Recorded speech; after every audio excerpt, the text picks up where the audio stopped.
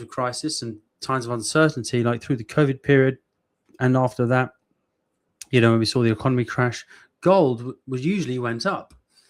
But we just saw gold kind of just going sideways for 10 years. And it was JP Morgan and companies like that who were just basically buying the paper gold and manipulating it to keep the price low. So for so long, we've wanted these big boys into the crypto space. So it pumps our bags, we get more liquidity. But at the same time, we have companies like Jane Street who who just dumped Bitcoin every day, manipulate the market. So that's why it's so important now that we have all these big players in the market that we have this Clarity Act go through, because the Clarity Act is going to somewhat at least curtail some of this.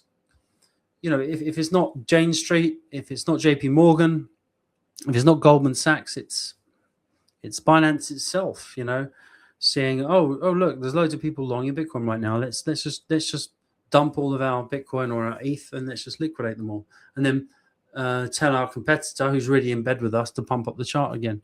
So I think we're going through the first cycle of really bad market manipulation from the big boys. So as much as I was in Bitcoin since 2017, and as much as we all touted and celebrated the idea, and yes, they pushed us from $3,000 up to $116,000, whatever we got to, and that was great. But also what comes with that now is we're a lot harder to move. There's a lot more coins to move. There's a lot more manipulation going in the market. And the sad thing is retail is nowhere to be found. Retail is nowhere to be found. So with projects like good projects that are trying to change the world, change the money, change the world, that was a big theme for Hex and Pulse Chain for so long.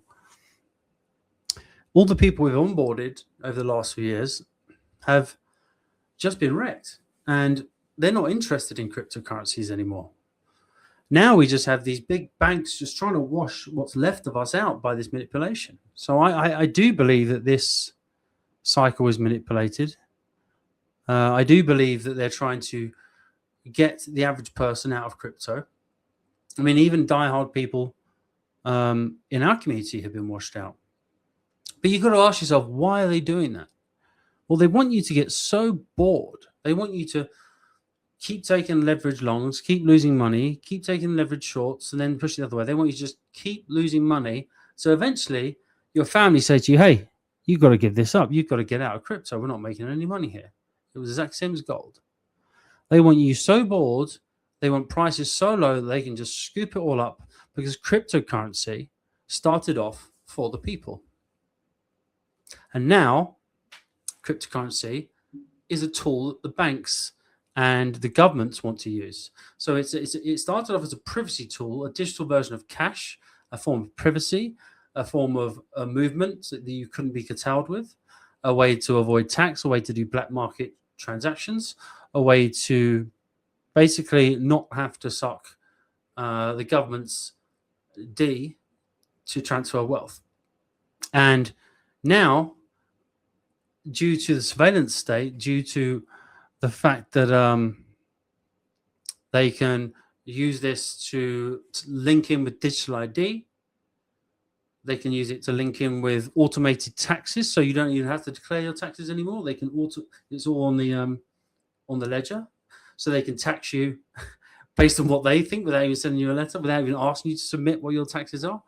The beast system is now trying to adopt it for their own use.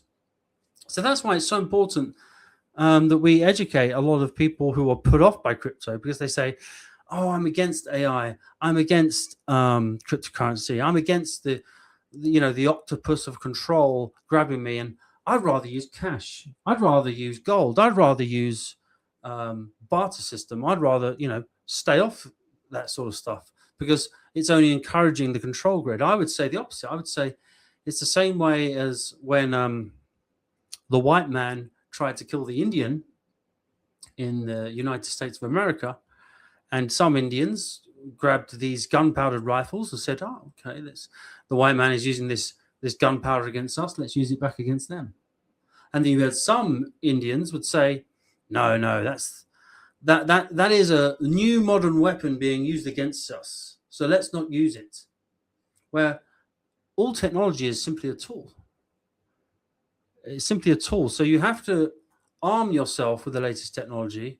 The technology itself isn't evil or isn't good. It doesn't really care, but it can be used in both ways. So I suggest, and what Richard Hart suggests, is that we utilize this cryptocurrency as a tool of freedom, and don't allow, even though the banks and the institutions have more money than us, we don't allow them to dominate the development of it.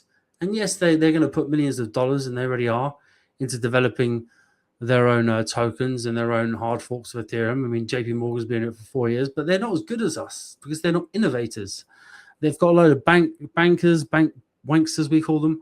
They've got a load of they've got people researching this shit for years, and then we've got people on Pulse building better shit than them in a matter of weeks when it takes them months, or a matter of months when it takes them years.